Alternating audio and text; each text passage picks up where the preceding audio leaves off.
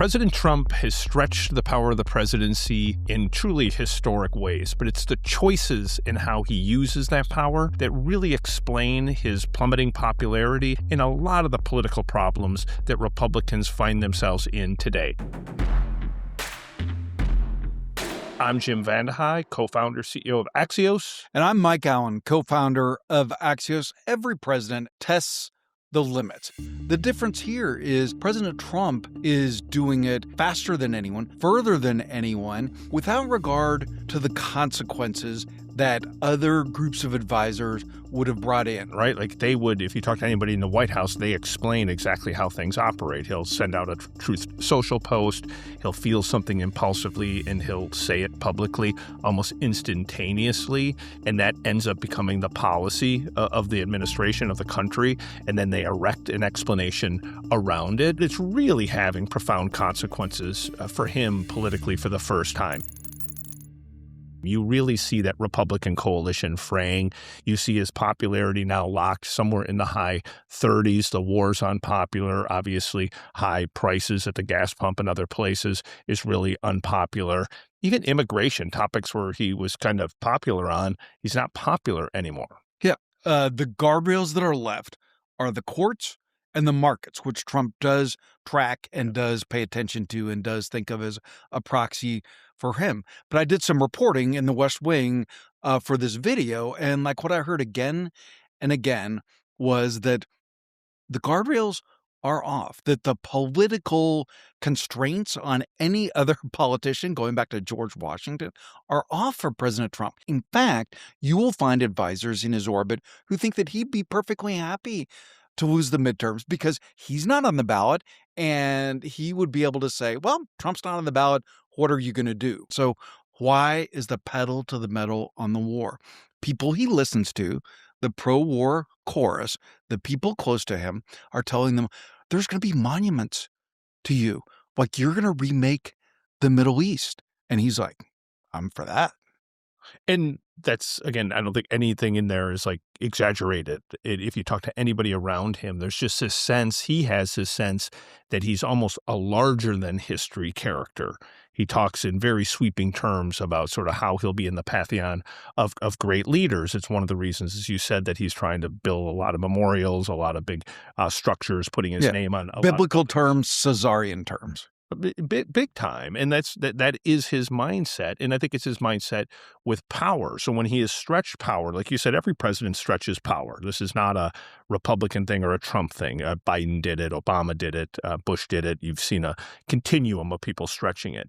It's then the choices that you make. And we should walk through those choices because they're very specific. Like we can start with number one, which is just stretching the power of retribution, the power of using kind of government as a weapon, like whether it is taking ICE before it might be properly trained and throwing them into neighborhoods, or using the Justice Department to go after James Comey or other people who've done or said things that you find personally offensive. And like, obviously the president has that power. He's not been reined in yet by the Supreme Court, but in choosing to do that power, he's picking things that are really unpopular. Well, and one that where there's optics, which he normally is unusually sensitive to. And I think that's probably one of the ways that the former Homeland Security Secretary Kristi Noem became the former Homeland Security Secretary, is he did not like seeing those videos. Homeland Security Secretary Kristi Noem has really taken the show on the road since her confirmation.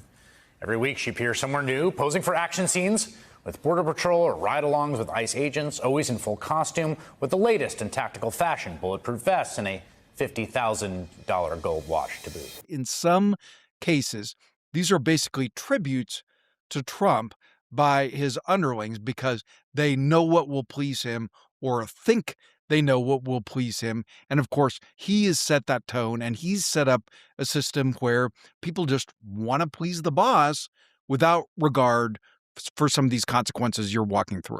And it's interesting you say that because that performative side really does a lot of danger, often damage to the president himself. So when you see Kash Patel or you see Pete Hegseth or Noam before either dressing up in costume or beating their chest, they think they're currying favor. They think they're currying favor. But the president actually has a pretty good cringe He's able to be like, whoa, that's too much. And it was definitely too much with Kristi Noem. I think occasionally it's too much with Kash Patel. He seems to really like the Hegseth chest beating at the Pentagon. But there, too, even in the Pentagon, there's real consequences for, okay, you have the power as commander-in-chief essentially to do anything, right? Let's just be honest. Congress does nothing to rein in presidents, never has, probably won't in the modern era. Well, he then chose to use that power to go into Iran, and not just to go into Iran, to go into Iran and go into the Middle East without thinking about what might happen to oil prices or what might happen after we have a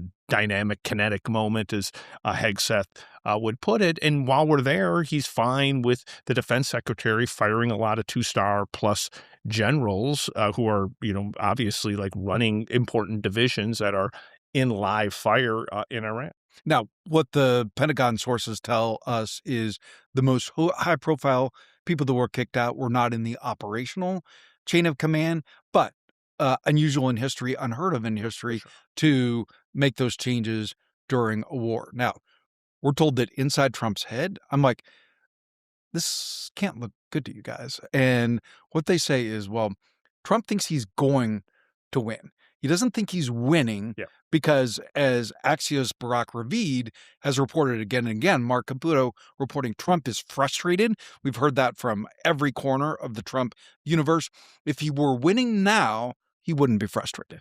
And then let's also dissect what's happened with business, right? Mainly around tariffs. So again, the president himself took tariffs, which is the Constitution lays out pretty clearly that power rests with Congress. The president said, well, hell no. Like, I actually have the authority to level tariffs on whomever, whenever I choose at whatever rate. He did that. The courts reined him in a little bit. It remains to be seen how much he actually gets reined in. But it was his choice to do this unilaterally, to do it in some cases quite haphazardly, and then to see the economic impacts of it, not as perceptible as maybe gas prices as you might relate it to what's happening. Well, let's be honest, it was not nearly as much as predicted, including many of the people that talked to us. For sure, but I say the flip side of that is it does create, when we talk to CEOs, just a tremendous amount of uncertainty. It affects a business's willingness to invest. They're looking for some level of predictability. Do I get involved in this market? Are there going to be punitive tariffs with that market that might make my supply chain cost more? So it undoubtedly has consequences. But you're right, it didn't have the effect that a lot of economists thought it would. But again, I think it is that impulsive unilateral dimension that kind of freaks out business.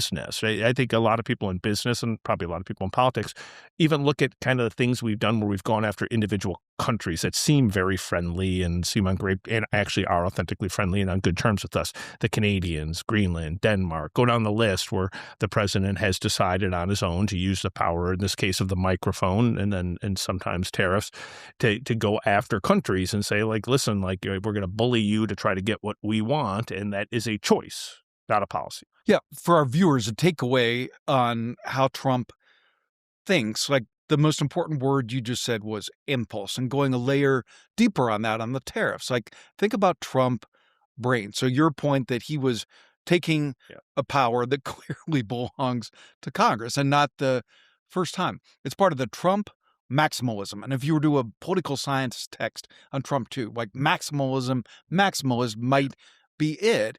And like what we're told, Trump's brain on tariffs, it was one, this is going to bring in revenue, but B, it's going to allow me to wield power around the globe. Every leader, every minister in the world is coming to me to make a deal that usually is made, maybe always made, on my terms. Right. And I think that's the key. It's not just wield power around the globe. It's to do it unilaterally on his terms, which I think brings us full circle to what you were saying at the top, which is we keep hearing the same thing. He doesn't really care if he loses the midterms. He doesn't really care if he gets impeached, right? Because I think the next big unilateral move is stretching this power of pardons. I think it's crystal clear that if Democrats come after him, he'll pardon everyone around him. He's already told people that he would pardon a lot of people around him. And so he might get impeached. He knows he's not going to get removed from office as long as he can continue to operate unilaterally to be able to do. And when we say impulsive, I guess that feels charged, but like he would just say, no, I've got the strongest gut in the history of man. And I'm just trusting my judgment. I think the impulsivity is what we hear from people around him, that like one day he feels this, the next day he feels that to them feels impulsive. He feels like he is a mythic figure, and that's one thing he will probably be right on.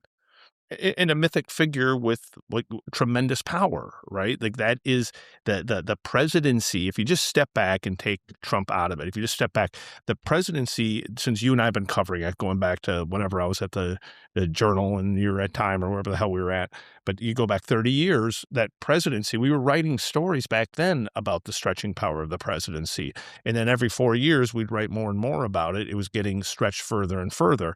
Trump comes along and he rips it all the way out to here. So now you basically have the presidency, you have the courts, and you have Congress. Like Congress is basically a bystander.